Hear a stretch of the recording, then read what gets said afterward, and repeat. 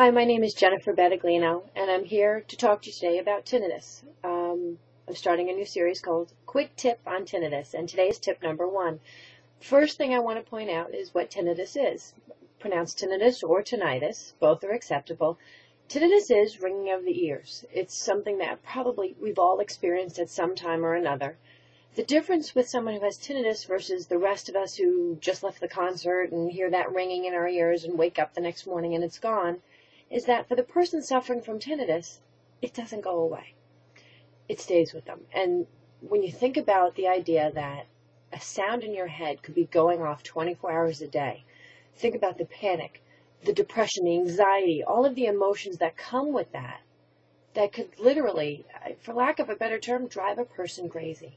So what I do at the Harwood Group is I work with people with tinnitus and help them to habituate, which is when you still have tinnitus, but you've removed that emotional response to it. So now tinnitus becomes something of a threat to something that's a nuisance. And think about how much easier it is to live and go on with your life when something's just kind of like background elevator music versus something that your body is constantly in this flight or fight mode that wants to fight it off and make it go away and everything else that comes with it. So you need habituation in order to go into remission, and remission is silence. It's a wonderful thing, and it's possible for anybody. Habituation is possible for anybody with tinnitus. I use hypnotherapy in my practice in order to help someone habituate, because it's a wonderful process to desensitize someone to the sound. Think about it. As simple as it sounds, you can't be bored and anxious at the same time. Within all of that, with hypnotherapy, you also gain the insight of the triggers that makes your tinnitus worse or better, and it's about connecting the dots. And when you connect the dots and you figure out how it works, it's easier to manage your tinnitus and ultimately habituate. So tip number 1 for today, you want to always keep a sound-rich environment. And what is a sound-rich environment? A sound-rich environment is something that I believe you should use your natural environment, the environment we live in. So that includes music that you enjoy. I'd rather have you listen to your favorite song than music that you think is going to help but is literally driving you even more crazy because you don't like it.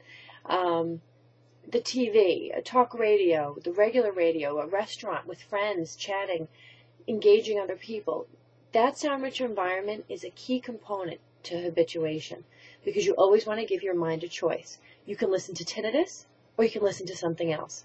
I go into more detail about this, about all the different types of sound-rich environments there are, and everybody who works with people with tinnitus might have a different view on this, but my view is to not use white noise or pink noise, or noise that does not have purpose, because it's too close to that of your tinnitus.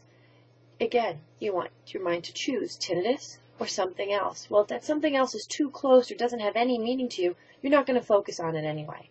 So, tip number 1, sound-rich environment. And the key to this is to keep that volume of whatever you're listening to slightly below that of your tinnitus. You still want to hear the sound, because you want it to be almost like a barbershop quartet. You're hearing both sounds right now. And part of that is because you do want to give your mind a choice.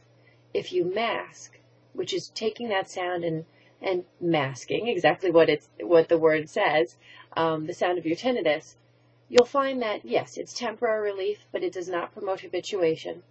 And as long as you mask, you'll be okay. You take that masking away, it tends to actually get louder because you haven't focused on the tinnitus for a while. If you have any questions, if you'd be interested in looking at the video that I made called Tinnitus 101, it's about 15-16 minutes on tinnitus. It covers a little bit of what I've just discussed, but a lot more. It covers different types of approaches: TRT, tinnitus retraining therapy, neuromonics, masking, medications. All of those things. You're welcome to come visit me at our website, which is the Harwood Group.